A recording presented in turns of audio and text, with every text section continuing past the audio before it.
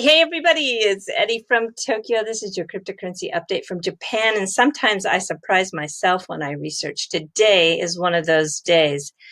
I'm keeping my focus, which is on XRP on-demand liquidity, but wow, I can't wait to share with you what I found. But first, two quick topics, and I want to just make a commentary. As you remember, I found on the Ripple Cloud's client Rendimento Bank on their website just a couple of days ago. I found the Facebook logo and payments option.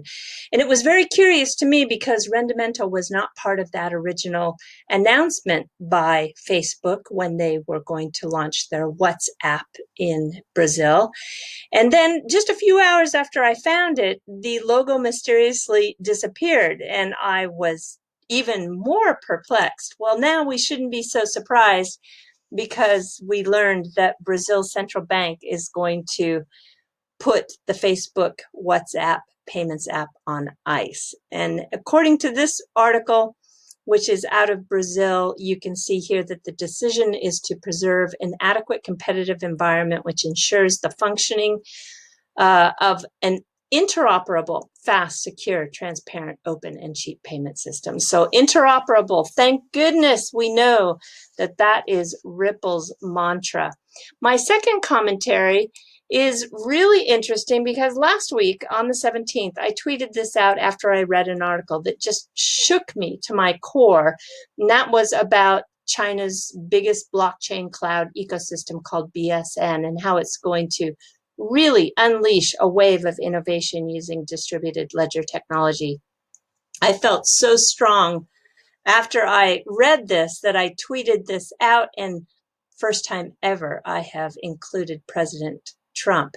And I told him to please get his people talking to Ripple ASAP. And I know that seems like kind of funny, but boy, I'll tell you, that article really did shake me. And the point being, Ripple is in on, I think, on this same sort of mindset. China is not playing catch up. The US is. 3 days ago, Deloitte said that the Asian Pacific region is leading, and that includes countries like China, Singapore, and Hong Kong. And as a matter of fact, 82% of the respondents said that they are hiring blockchain expertise. So it is driving jobs. And the biggest concern I think could happen here is US is going to have a brain drain if it doesn't keep up. That is really, really serious. It just becomes one problem after another. So one thing to be behind, it's another thing to lose the brains to catch up. And then today, there was a very interesting big warning by the Ripple chairman, Chris Larsen, and it is about China. Now, if you have not heard it, boy, you want to listen to it. It's 55 seconds long. I know that's a little bit long, but I think the message is so important. I really want to play it so that you can really understand what China we're now up is moving against. very strongly into building out a central bank digital currency, a renminbi, as well as controlling mining and basically having almost all their payments digital domestically. You know, frankly, and we can talk about it as well, we're way behind China when it comes to blockchain technology. So, you know, the companies need to just stay at it, you know, blocking and tackling, working within the system, but that vision of free money moving around, money moving around essentially for free. That's what the internet basically is for information. But the U.S. government also needs to get a lot more involved in blockchain. We're slow to the game. China is so far ahead of us. You know, they just announced they're going to spend $1.4 trillion on technology. Payments and blockchain, clearly part of that strategy. You could even argue the move to control Hong Kong more closely gives them an advantage in controlling two of the global financial centers. U.S. only has one, right? So the U.S. has got to change its view that goes from 17 and 18, which was all about these horrible ICOs, initial coin offerings, which were terrible, had to be shut down. They effectively shut them down. We won that war. Now we got to switch to, okay, how do we compete with China? How do we keep up? And, you know, till now, frankly, US regulators have actually helped China by officially giving clarity to the two protocols effectively controlled by Chinese miners, Bitcoin and Ethereum. That's a mistake. We've got to also give clarity at least, and maybe even support, if this really becomes a tech cold war like it's looking like it will be, to technologies that are more favorable to US and its allies' stewardship of the next-gen global financial system. Wow. Yeah, I've heard Chris Larsen speak on numerous occasions. I don't think I've ever heard him speak with such conviction. And you might want to join the Ripple SpringPay ID conference. Why? Well, you might find some way, thinking outside of the box, to help contribute to the ecosystem. This is going to begin in just basically 2 hours from now. It'll have Brad Garlinghouse speaking along with Ethan Beard, Warren Anderson, David Schwartz, BRD and BitPay and others are going to give demos. Even Josh Williams from Forte is going to speak. It's going to be 4 hours of an epic conference. And I think you just may find your own way to contribute to this ecosystem, even if you are not a developer. All right, let's get to really what I want to talk about today, and that is, wow, hang in there because it's super interwoven, all right? This is from the Business Wire. It is an announcement that came out that Southeast Asia is the cross-border real-time payments region of the world that's driving the force of innovation. And this is a global focal point of growth, and it's creating this multi-country network. You want to remember those 3 words because that is exactly what I'm going to show you in this video. The research is done by Universal Payments. They are powering 6,000 electronic payment systems out there, 1,000 of the largest financial institutions. And yes, they do support Ripple's distributed ledger technology. On page 12 of that report, I found an example, and it is with the Bank of Thailand and the National Bank of Cambodia.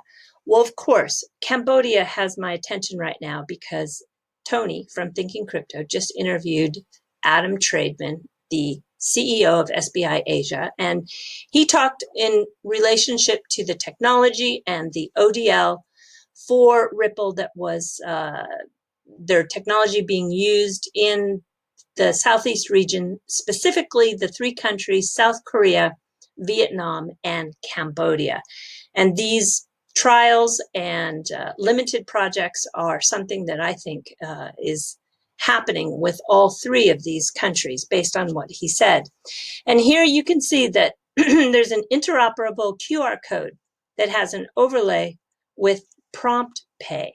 Okay, remember prompt pay. And then the launch of the interoperable QR code will work with their Cambodian DigiBank app. Don't forget that either. Now, prompt pay, I know, and I'll show you that in a second, but the DigiBank app was new for me. I went and I found the press release for Bank of Thailand and the launch of this interoperable QR payment. And it links Cambodia and Thailand, and it was announced about 4 months ago. The cross-border payment service is with Siam Commercial Bank. They are a RippleNet user. That's on the Thai side. And then using on the Cambodia side is Akleda Bank. And I said, oh my gosh, I know that bank. Akleda Bank just did a tie-up with SBI last month. So I thought, well, this is getting interesting. Now, I know that Prompt Pay has a direct link to Coin One Transfer. Coin One Transfer is one that has a partnership with Siam Commercial Bank. And soon they're offering their cross-app customers a direct link to Prompt Pay. So this was like, wow, okay, it's getting more interesting by the moment. And this is especially interesting to view a video that just was recently uploaded. And it is about Coin One in South Korea and the Cross app. So, Cambodia. We know that SBI took a stake in a bank in Cambodia, and on April 2nd, they got their banking license. And the projects that Adam Trademan talked about, I just can't help but searching for some developments with those three countries. So the one thing said Digibank, right? And I wasn't aware of Digibank. I found Digibank, and it is part of this Wing Cambodia. So searching on Wing Cambodia, I found the SBI Royal Securities. This is the entity that SBI Holdings in Japan has in Cambodia. These are all the companies that fall under the SBI Holdings company. It's group companies. And look at here, in the banking, they have Wing Cambodia, along with the J Trust Royal Bank. Now, I was not familiar with the Wing app or with the J Trust Royal Bank savings, but you can see here they are linked together, and this product is designed for the unbanked in Cambodia. Customers can start a savings bank with just $5. And you can see their partnerships are very impressive. They have partners with MasterCard, Visa, MoneyGram, Alipay, WeChat, and Western Union. And they also are focusing on the small to medium-sized enterprises, the SMEs, so that the companies can use Wing's payroll and disbursement services for their employees to help growth and spread of the payments ecosystems. And you've got this wingmoney.com. Wow. So here is Wing. It's an SBI company. And if I show you what they're doing, you can send money to all banks in South Korea. And if you are receiving from MoneyGram, you actually get a little bit more. And when you send to other countries for cross-border remittances, you have 15 countries to choose from. And look at this. Tranglo is one of the companies that is powering those transfers. Alipay partner Tranglo integrated with Ripple's cross-border payments already. So if you look just a little bit further, because boy, this flywheel is really in motion, you can find that each country that you send to, whether it's Australia, Philippines, Hong Kong, Japan, Malaysia, Singapore, South Korea, or Thailand, a ton of different Ripple partners come up. If you're going to send to Thailand from Cambodia, you're going to be using D-Money. D-Money, of course, partnered with RippleNet for cheaper cross-border payments back in March. Tranglo, on that website of Wing, is moving the money to Japan, Malaysia, and Singapore. And Hiha is moving the money to the Philippines and Australia. It is just interwoven like you can't believe. And just wait for it, because there's one more announcement with Wing today. This bank was actually formed in 1991, this Canada bank, which is going to join its forces with Wing. And it did so through a joint venture that took place with the Central Bank of Cambodia when it was founded, and now it is privately held. So we are talking some big-time partners where RippleNet is laying new rails down in Southeast Asia like there's no tomorrow. Amazing. All right, everybody, we're jumping to the fluff. Oh yeah, so this morning at 4:47 a.m., I was rudely awakened by a very strong earthquake. So the earthquake was out here in the Pacific Ocean, and it was a 5-, which Japan has a different kind of system to measure the strength of earthquakes. They don't look at the magnitude, they look at the strength of the shock or the movement, the feel, if you will. So it was a magnitude 6.2. And yeah, it was long. It was really long earthquake. And for the magnitude of how it felt, it was a 5 minus. That was the same intensity that was felt in Tokyo when the big earthquake happened in 2011 in March, where it created that big tsunami.